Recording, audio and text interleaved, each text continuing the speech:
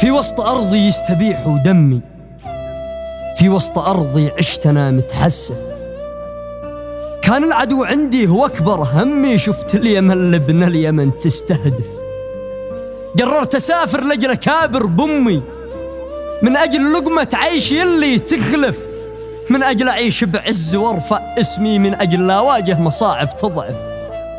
شفت الطريق طول وأنهك جسمي، والوضع في داخل بلادي مقرف. قاطع طريق يقبل علينا يرمي، ويجي لنا قاطع طريق متخلف.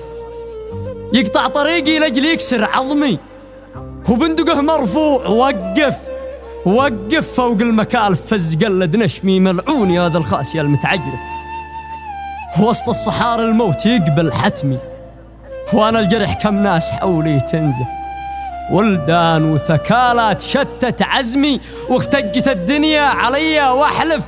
هذاك بينازع وهذا مرمي، من عاد ترفع جثته من تسعف. أصبحت في هذا المواقف معني، والمغترب في وضع مزري مؤسف. المغترب يا ناس أصبح مغمي، وقت الله كم رجل متكتف ما يستطيع أنه لعاره يحمي. كم من رجل بالدم عينه تذرف. شفت ابن بلدي ذي بينهش لحمي، وابن اليمن هو بأخوته يستخفف. من كنت أظنه لي قد أصبح خصمي، واصبح لدمي في الفلا متلهف. شوف المسافر شخص تايه سلمي، قلت شوف المسافر شخص تايه سلمي. لا تقربه محجور يا أخي وقف. فتحتوا لنا طرقات بحسب علمي، واللي افتتح أصعب إذا ما تعرف إنه يخبر وبلا الطريق الوهمي. ما المغترب مسكينه بيجازف. يا دولتي فك الطريق الرسمي، شفت الصحاري بالبشر تستنزف.